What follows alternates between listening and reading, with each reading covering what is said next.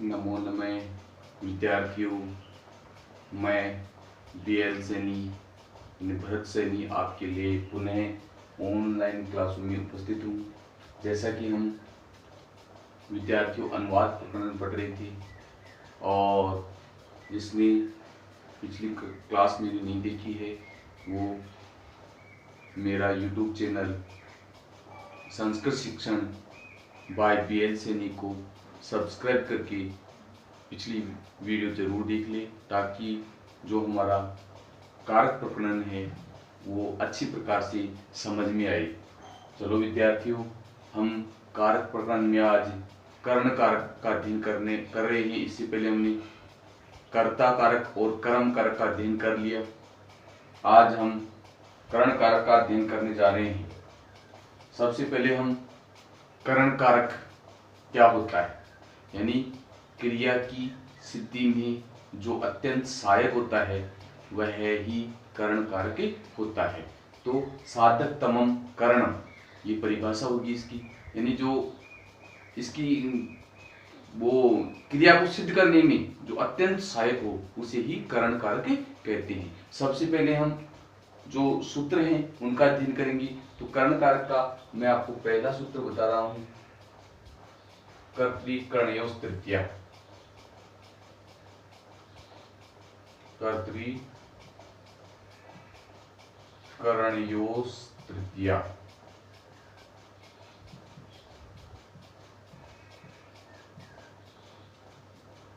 विद्यार्थियों, इस सूत्र का मतलब अनुक्त कर्ता और कर्ण में तृतीय विभक्ति होती है। हिंदी अर्थ होगा इसका अनुक्त कर्ता, अनुक्त कर्ता तथा कर्ण में तृतीय विभक्ति होती है।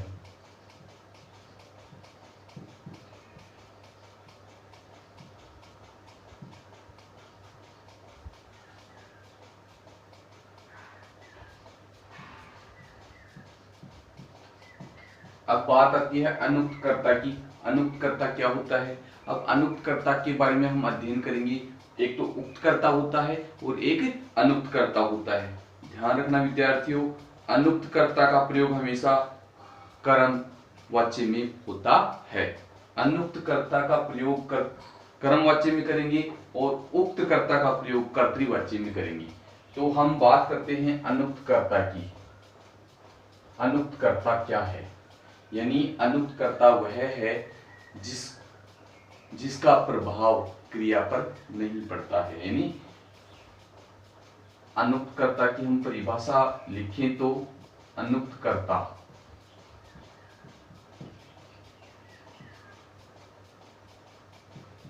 जिसके अनुसार पुरुष व वचन का प्रभाव क्रिया पर नहीं पड़े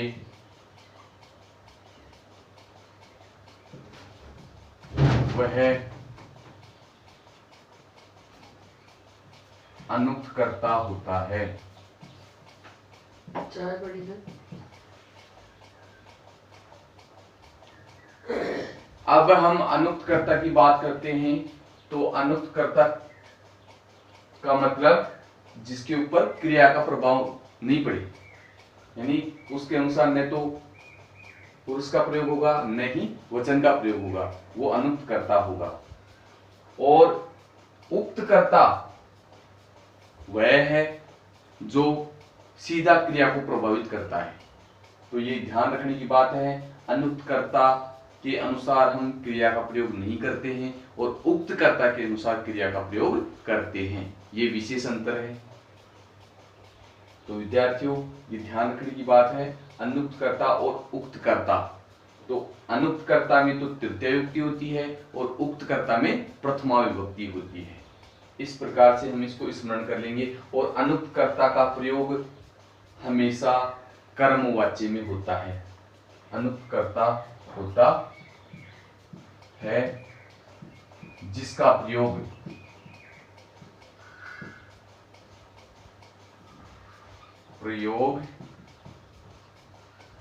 कर्मवाच्य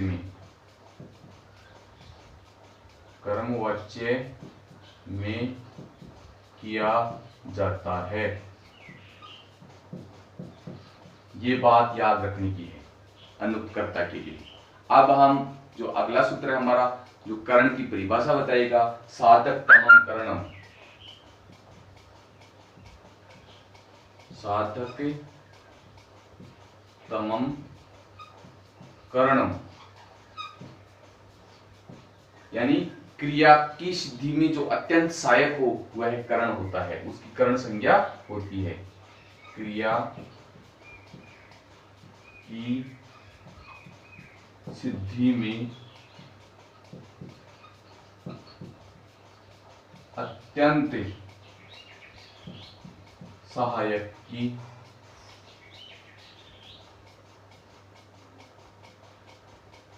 अति सहायक या अत्यंत सहायक की करण संज्ञा होती है। करण संज्ञा होती है और जिसकी कर्ण संज्ञा हो जाती है वहां कर्तृकरणयोः तृतीया, इस सूत्र के माध्यम से तृतीय युक्ति हो जाती है। तो अब हम जैसे एक उदाहरण के माध्यम से समझेंगे। जैसे मैं कलम से लिखता हूं, मैं कलम से लिखता हूं, लिखने की जो क्रिया है वो कलम से हो रही है, तो लिखने की क्रिया जिससे संपन्न हो रही है उसमें कर्ण कारक होगा, यानी साधक तमम कर्णम। इस सूत्र के माध्यम से उसको कर्ण कहेंगे, यानी वो कर्ण संज्ञा होगी और जिसकी कर्ण संज्ञा हो जाती है वहां कर्तृकरणयोः तृतीया, इस सूत्र के माध्यम से तृतीय युक्ति हो जाती है। तो हम जैसे मैंने बोला, अहम कलमेन लिखामी, अहम कलमेन लिखामी। तो यहाँ पर विद्यार्थी ध्यान देना, अहम यानी मैं, कलमेन यानी कलम से, लिखा में लिखता हूं। तो यहाँ साधक तमम कर्ण, यहाँ कर्ण संज्ञक होगा ये, और जिसकी कर्ण संज्ञा हो जाती है वहां कर्तृकरणयोः तृतीया, इस सूत्र के माध्यम से तृतीय युक्ति हो जाएगी। चलो विद्यार्थियों, इससे अगला जो हमारा सूत्र है वो वार्तिक आएगी। वो कहेगी कि प्रकृत्यादिव्य उपसंख्यानम। जो वार्तिक है वो कह रही है प्रकृत्यादिव्य उपसंख्यानम, प्रकृत्यादिव्य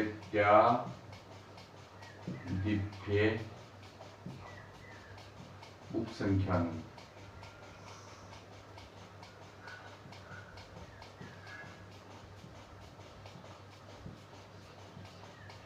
प्रकृत्यादिव्य उपसंख्यानम यानी प्रकृतिवाची जो गण है, प्रकृत्यादि गण है, उसमें स्वभाव, जिसको कहते हैं हम स्वभाव, स्वभाव से जिसके लक्षण प्रकट होते हैं उस लक्षणवाची शब्द से ही हमें तृतीय युक्ति का ज्ञान हो जाता है। जैसे प्रकृत्या साधु, उदाहरण इसका प्रकृत्या साधु यानी प्रकृति से वो साधु है, या प्रकृत्या दुर्जन है, प्रकृति से कोई दुर्जन है। तो यहाँ जो लक्षणवाची शब्द प्रकृति जो शब्द है उसमें यहाँ तृतीय युक्ति होती है। और ऐसे ही जैसे सुखेन याति, सुख पूर्वक जाता है, सुखेन याति, जो ये क्रिया हो रही है ये सुख पूर्वक जा रहा है, इसमें हम कर्ता भी लिख सकते हैं। जैसे कृष्ण है, सुखेन याति, कृष्ण सुख पूर्वक जा रहा है। तो ऐसे जो लक्षणवाची शब्द हैं या स्वभाववाची शब्द हैं उसमें तृतीय युक्ति का प्रयोग होगा, यानी उसकी कर्ण संज्ञा होगी, और जिसकी कर्ण संज्ञा हो जाती है वहां कर्तृकरणयोः तृतीया, इस सूत्र के माध्यम से तृतीय युक्ति हो जाती है। तो सबसे पहले हम कर्ण संज्ञा विधायक सूत्र लिखते हैं, और उसके बाद में यदि रूप सिद्धि करनी होती है तो, और प्रतियोगिता परीक्षाओं में यदि पूछा जाता है तो ऐसे कृष्ण है सुखेन याति ऐसे उदाहरण दे देगा और आपको सूत्र पूछा जाएगा कि यहाँ तृतीय युक्ति हुई है, लेकिन कौन से सूत्र के माध्यम से हुई है, तो हमें वहां लिखना है प्रकृत्यादि उपसंख्यानम। यहाँ इस सूत्र से यहाँ कर्ण संज्ञा होगी और सभी में जो कर्तृकर्णियों तृतीया इस सूत्र के माध्यम से तृतीय युक्ति होती है। तो इस प्रकार से हम इसका उत्तर देंगे। और इसी का एक और उदाहरण, जैसे मोहन कष्टेन जीवति। मोहन कष्टेन कष्ट से जीवित रहता है, यह जीता है कष्ट पूर्वक। कष्टेन, तो यहाँ जो स्वभाव है उसका प्रकृत्यादि उपसंख्यानम, उस स्वभाववाची शब्द में यहाँ तृतीय युक्ति हो रही है। तो इस प्रकार से जो हमारा स्वभाव है, हमारी प्रकृति है, जिसको हम अंग्रेजी में नेचुरल भी बोलते हैं, इस प्रकार से प्रकृत्यादि स्वभाव में वहां पर तृतीय युक्ति होती है। तो ये विशेष ध्यान रखने की बात है। अब हम सूत्र नंबर 4 की बात करते हैं। तो हमारा अगला जो सूत्र होगा वो हमें बताएगा यहाँ किस के योग में तृतीय युक्ति हो रही है। हमारा जो अगला सूत्र है सहयुक्तीय प्रधानी, नोट कर लेना इसको, सहयुक्तीय प्रधानी।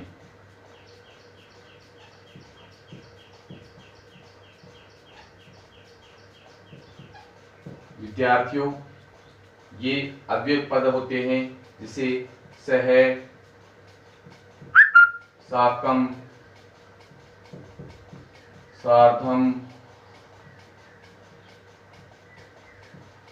समम या युगपत, इन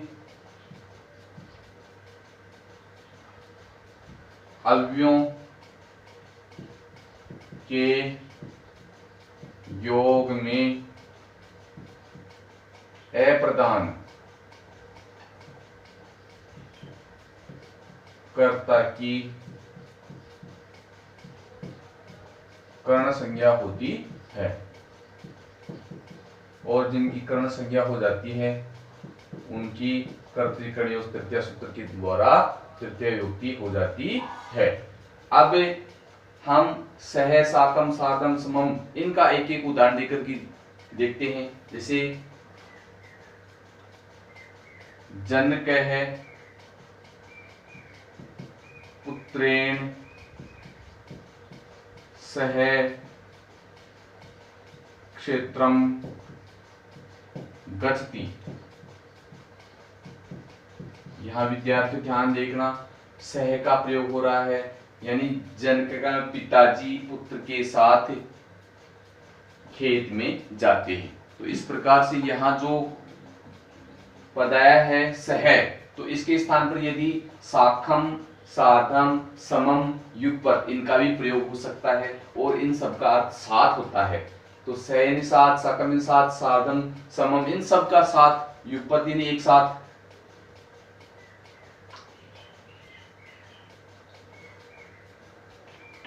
तो विद्यार्थियों, इस प्रकार से साथ अर्थ में तृतीय विभक्ति का प्रयोग होता है।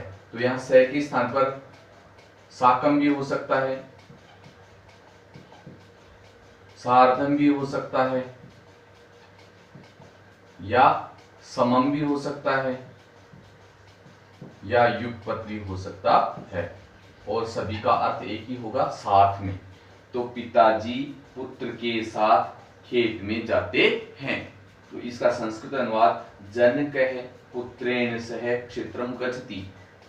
ऐसे ही शिक्षक है बालकै सह विद्यालयम गच्छति। शिक्षक बालकों के साथ, बालकै तृतीय व्यक्ति का बहुवचन हो जाएगा वहां पर। यदि दो के साथ जाएगा तो द्विवचन तृतीया का, और दो से ज्यादा का प्रयोग होगा तो बालकों के साथ। तो शिक्षक है बालकै सह विद्यालयम गच्छति। तो ऐसे हम वहां क्रिया का प्रयोग तो कर्ता के अनुसार होगा, और जो सह जो पद है वो यदि एक एक के साथ जा रहे हैं तो एक वचन, दो के साथ जा रहे हैं तो तृतीया का द्विवचन, और दो से ज्यादा के साथ जा रहे हैं तो तृतीया का बहुवचन का प्रयोग होगा। चलो विद्यार्थियों, इससे अगला सूत्र हमारा पांचवा जो सूत्र है हमें बताएगा कि तृतीय विभक्ति कहां होती है। पंचम सूत्र है कर्ण कारक का पंचम सूत्र। कर्ण कारक का पंचम सूत्र ये बताता है कि ये नांग विकार है, ये न अंगेन विकार लक्ष्यते, जिस अंग से विकार दिखाई दे। ये बहुत ही महत्वपूर्ण सूत्र है, ये नांग विकार है, क्योंकि लगभग प्रतियोगी परीक्षाओं में इसी प्रश्न पर तृतीय विभक्ति से प्रश्न पूछे जाते हैं। तो येन अंगेन विकार लक्ष्यते तत्र तृतीय विभक्ति भवति, या तत्र कर्ण संज्ञा भवति, और जिस कर्ण संज्ञा हो जाती है वहां वो जो सूत्र था हमारा कर्तृकर्णयोः तृतीया, इस सूत्र के माध्यम से वहां तृतीय विभक्ति हो जाती है। जैसे इसका उदाहरण है, पहले हिंदी अर्थ लिख देता हूं मैं आपको। जिस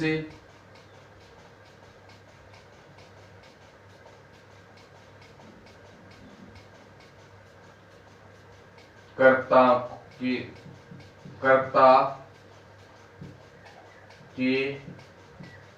अंग से कर्ता के अंग से विकृति दिखाई दे, कर्ता पद होने पर दिखाई दे, वहां अंगवाची शब्द में, अंगवाची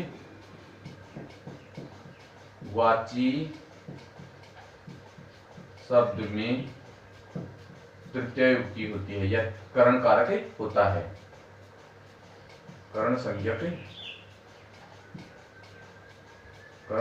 होती है, कर्ण संज्ञा होती है, और जिसकी कर्ण संज्ञा हो जाती है वहां कर्तृकर्णयोः तृतीय, इस सूत्र के माध्यम से तृतीय विभक्ति हो जाती है। जैसे उदाहरण के माध्यम से से, यहाँ कर्ता से है, पादेन खंजय, पादेन खंजय, पैर से लंगड़ा है, वह पैर से लंगड़ा है। जैसे कृष्ण है, नेत्रेण काणे, कृष्ण है नेत्रेण काणे, और कर्णेन बधिरे, मोहने कर्णेन बधिरे। इस प्रकार से जो अंगवाची शब्द हैं, पादेन खंजे, पृष्ठेन कुब्जे, हस्तेन लुंजे, ऐसे पदों में वहां तृतीय विभक्ति का प्रयोग होता है। तो ये नाम विकार सूत्र ये कहता है कि जिस भी अंग से विकृति दिखाई दे उसमें अंगवाची शब्द में तृतीय विभक्ति होती है। अब विद्यार्थियों, एक इसका जो अपवाद स्वरूप एक उदाहरण है वे मैं आपको बता रहा हूं कि उसमें आपको अंगवाची शब्द विकार है, लेकिन यहाँ तृतीय विभक्ति का प्रयोग नहीं हो रहा है। जैसे अक्षी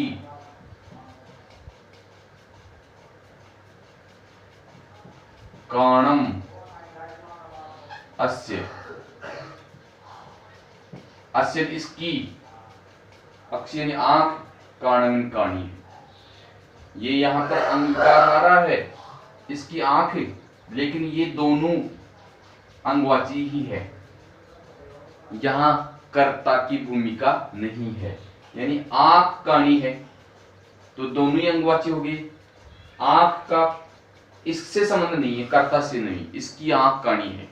अस्य अक्षी काणम, तो यहाँ तृतीय विभक्ति का प्रयोग नहीं हो रहा है।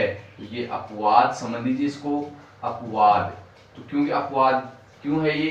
क्योंकि मैंने पहले ही कहा था कि कर्ता के अंग में विकृति दिखाई दे, कर्ता के अंग में यदि विकृति दिखाई दे तो उस अंगवाची शब्द में तृतीय विभक्ति होती है, यही पढ़ा था हमने। लेकिन यहाँ दोनों पद अंगवाची ही आ रहे हैं, आंख भी अंग हो गया और काणम भी विकार। तो आंख का अंग का ही विकार है, न कि यहाँ कर्ता का। तो यहाँ कर्ता के अंग का विकार होना चाहिए था, और यहाँ विकार है हमें अंग का ही मात्र, इसलिए यहाँ तृतीय विभक्ति न होकर के षष्ठी विभक्ति होगी। ये विशेष ध्यान रखने की बात है। अब जो हमारा छठवां सूत्र है इसका, वो अपवर्गीय तृतीया। अपवर्गीय का मतलब फल प्राप्ति पर, अपवर्गीय तृतीया फल प्राप्ति पर तृतीय युक्ति होती है। यानी मार्गवाची शब्द और समवाची शब्द आ जाएं तो वहां पर निरंतरता होने पर तो द्वितीय युक्ति होगी, और यदि फल प्राप्त हो मार्गवाची या समवाची शब्द हो और उसमें फल की प्राप्ति हो, वहां तृतीय युक्ति होती है, और निरंतरता होने पर द्वितीय युक्ति होती है। क्योंकि हमने निरंतरता जो द्वितीय युक्ति का सूत्र पढ़ा था उसमें द्वितीय युक्ति थी काला ध्वनोरंत्य संयोगे, उसमें हमने पढ़ा था कि कालवाची और मार्गवाची शब्द यदि होने पर और निरंतरता होने पर उनमें कोई विकृति न हो तब वहां द्वितीय युक्ति होती है, और यदि फल की प्राप्ति हो वहां पर तृतीय युक्ति होती है। तो यहाँ विशेष ध्यान रखने की बात है, क्योंकि यहाँ पर हमने पहले भी पढ़ लिया कालवाची, कालवाची तथा मार्गवाची, मार्गवाची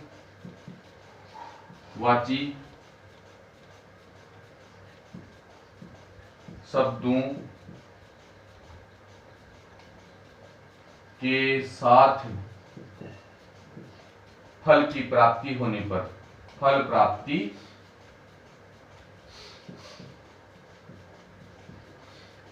होने पर तृतीय विभक्ति होती है।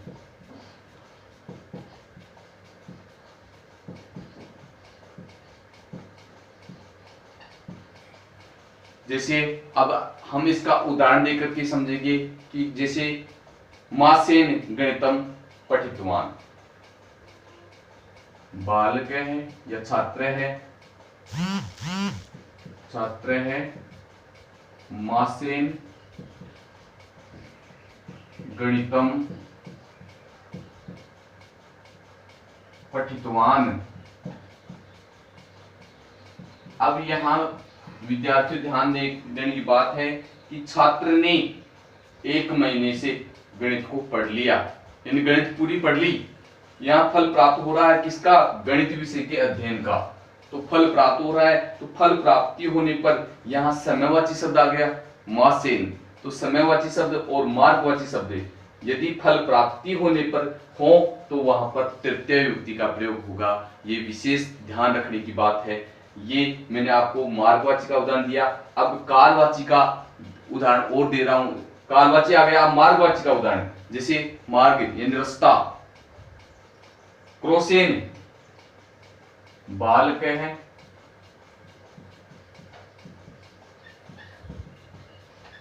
क्रोसेन अनुवाक,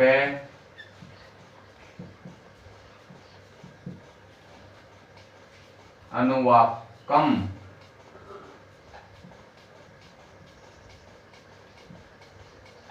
अधिक। अनुवाक को पढ़ लिया बालक ने, एक कोस में, एक कोस की दूरी के अंतराल में ही अनुवाक को पूरी पढ़ ली। तो यहाँ पर मार्गवाची शब्द है और उसका फल प्राप्त है अनुवाक को पूरी पढ़ना। तो यहाँ फल की प्राप्ति हो रही है और फल की प्राप्ति होने पर मार्गवाची शब्द में तृतीय विभक्ति का प्रयोग होता है। तो अपवर्गीय तृतीया इस सूत्र का अर्थ यह ही होता है, यदि कालवाची और मार्गवाची पद फल प्राप्ति होने पर हो तो वहां तृतीय विभक्ति का प्रयोग होता है। अब इससे अगला सूत्र है हमारा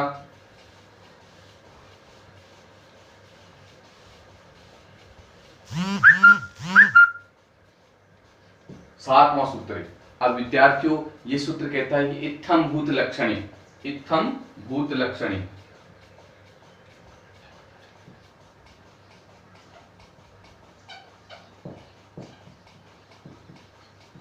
इत्थम भूत लक्षणे ये सूत्र कहता है कि जिससे, जिस भी लक्षणवाची शब्द से हमें किसी का ज्ञान हो रहा है तो उस लक्षणवाची शब्द में तृतीय विभक्ति होती है। जैसे स गणवेशेन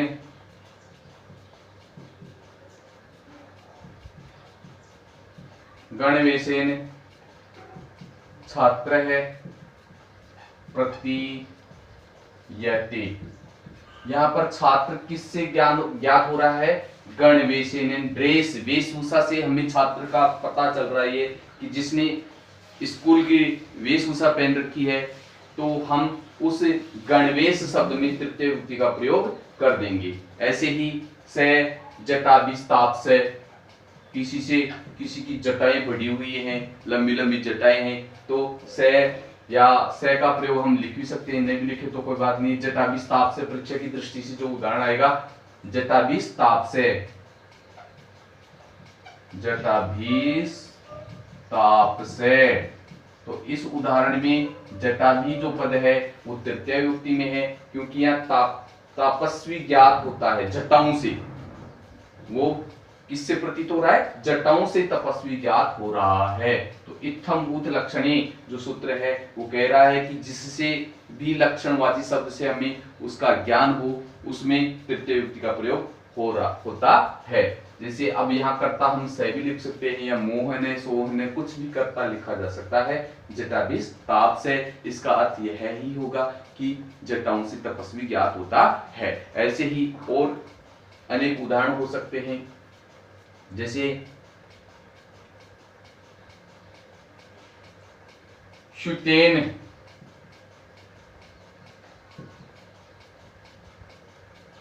विद्यार्थी प्रतीयते। बस्ते से, शुतेन मतलब बैग से विद्यार्थी प्रतीत होता है। और जिस भी अंगवाची शब्द से, जिस भी लक्षणवाची शब्द से उसका ज्ञान हो रहा है, उसमें तृतीय विभक्ति का प्रयोग होगा। तो अगला जो हमारा अंतिम जो इसका करण कारक का सूत्र होगा वो हेतु। हेतु का मतलब कारणवाची शब्द। हेतु का मतलब होता है कारण, और जिस भी कारण का ज्ञान हो उस कारणवाची शब्द में वहां तृतीय विभक्ति होती है। हेतु, हेतु का हिंदी अर्थ होता है कारण वाची शब्द में तृतीय विभक्ति या करण संज्ञा होती है, तृतीय विभक्ति होती है। अब देखिए विद्यार्थियों, अब यहां मैं इसका उदाहरण देकर के आपको समझा रहा हूं कि दंडेन घटे, दंडेन घटे, दंडे से गढ़ता है। कुंभकारे दंडेन घटे, दंडे से घड़ता है। ऐसे ही पुण्येन दृष्टे हरि, पुण्येन दृष्टे हरि, पुण्येन दृष्टे हरि, हरि का दिखाई देना, हरि दिखते हैं पुण्य से। हरि का दिखने का कारण क्या है? पुण्य। तो यहाँ जो पुण्य जो वाची शब्द है वो उसका हरि का दिखाई देने का कारण है। तो कारणवाची शब्द में तृतीय विभक्ति होती है। ऐसे ही हम एक और उदाहरण दे सकते हैं, और जैसे बालक है,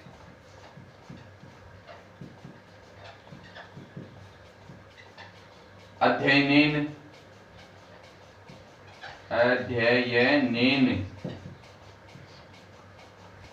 जयपुरम वस्ती। अब इस उदाहरण में बालक का जयपुर रहने का कारण क्या है? अध्ययन, पढ़ाई के कारण वो जयपुर रह रहा है। तो जिस भी कारणवाची शब्द में, कारणवाची शब्द का हमें प्रयोग दिखाई दे उसमें तृतीय विभक्ति होगी, ये विशेष ध्यान रखने की बात है। और उसका सूत्र होगा हेतु। तो ये ऐसे ही इसका और अनेक उदाहरण देता हूं तो हमें ज्ञात होगा कि जैसे पुत्रेण हर्षः। प्रसन्नता का कारण क्या है? पुत्रोत्पत्ति। पुत्र से पुत्र प्राप्ति पर वो प्रसन्न हो रहा है, तो पुत्रेण हर्षः कन्या शोकः। कन्या शोकः। तो ये इसके उदाहरण हो सकते हैं। जिसके पुत्री हो जाए वो शोक महसूस करता है, अपने आप को दुखी महसूस करता है, लेकिन जो महापुरुष होते हैं वो ऐसा नहीं करते हैं। तो कन्या शोकः पुत्रेण हर्षः, ये इसके उदाहरण हो सकते हैं। अब विद्यार्थियों, कक्षा को शेयर करना और अपने दोस्तों को भी बताना, ताकि वो भी इस कक्षा से लाभान्वित हों, और सब्सक्राइब जरूर करना और चैनल को आगे से आगे बढ़ाना, ताकि और विद्यार्थियों को इसका लाभ मिले। सभी विद्यार्थियों को मेरा पुनः एक बार नमस्कार।